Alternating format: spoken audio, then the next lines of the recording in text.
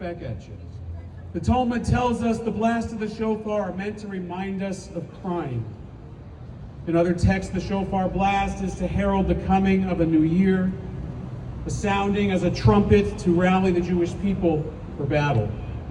A battle with our failings and to assemble us together as a community, to defend against impending danger. And this year in particular, it is certainly all of those things. Tekiah!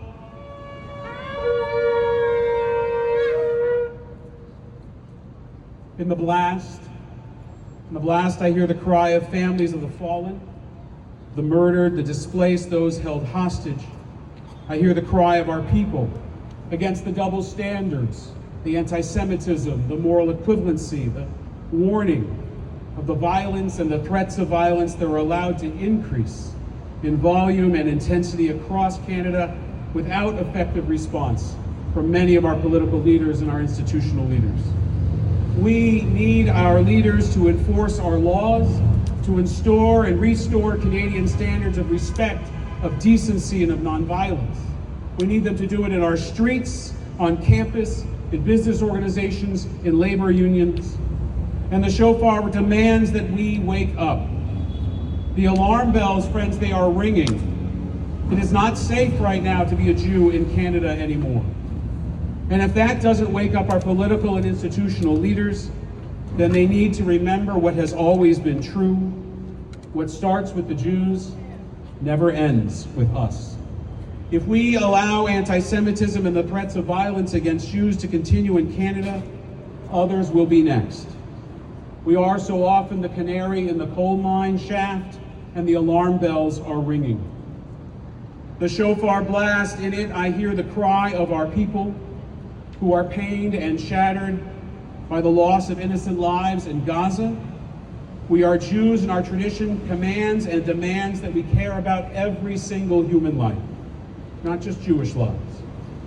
The innocents in Gaza are not our enemy. Those that use them as human shields, that cause terror, that murder in their name, they are the enemy of peace and of humanity. And the soul-crushing moral pain that we feel as Israel fights for its very survival against a terrorist organization that hides beneath its own citizens as they continue to murder Israelis. They have no morality, they have no respect for life, no compunction against the murdering of civilians, as we saw this week, including in their own cold blood. We did not want this war. It could end today. It could end today if they laid down their arms and returned the hostages. The human beings that they hold as ransom are an indictment of their own barbarity. And the shofar cries out and it says, release them now. Bring them home now. This war is still going on. People are still being killed and wounded because of them. Because they don't care about human life, and we do.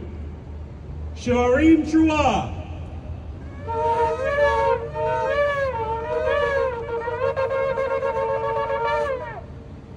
The staccato pleading of the shofar, it pierces the heart again and again and again. And with each new rocket from the north, we are pierced.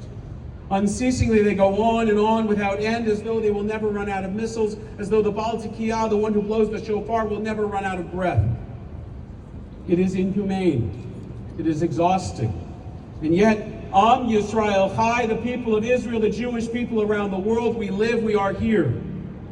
We worked and waited 2,000 years to return to our homeland. Countless regimes and colonialists have tried to kick us out. The Assyrians, the Babylonians, the Persians, the Romans, the Mamelukes, the Ottomans, the British, the list goes on, and we are still there. The greatest story of indigenous return in history, and we are not going anywhere. We are not leaving. Ein lanu eretz acheret, we have no other land, we never have. Tekiah!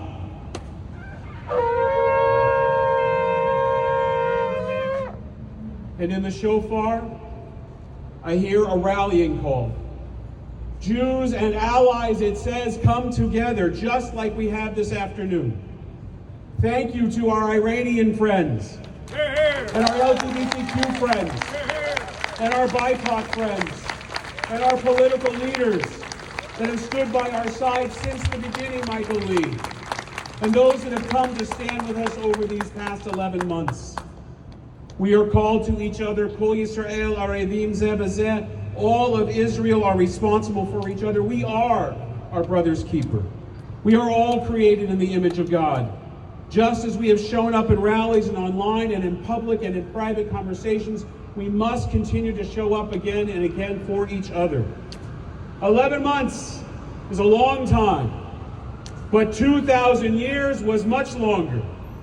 And Hatikva, the hope, is not lost if we don't lose hope. Hope for peace. Hope for our hostages that they be returned safely and soon. Bring them home now.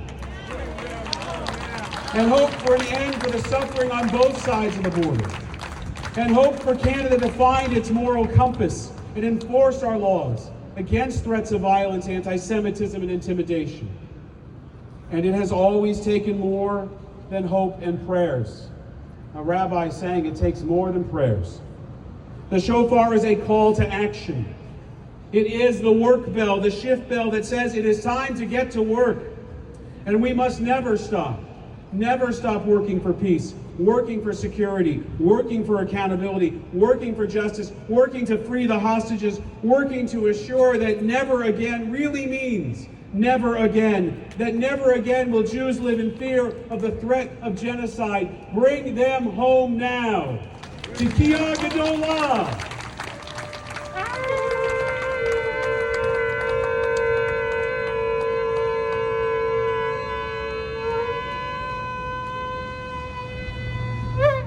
Wake up.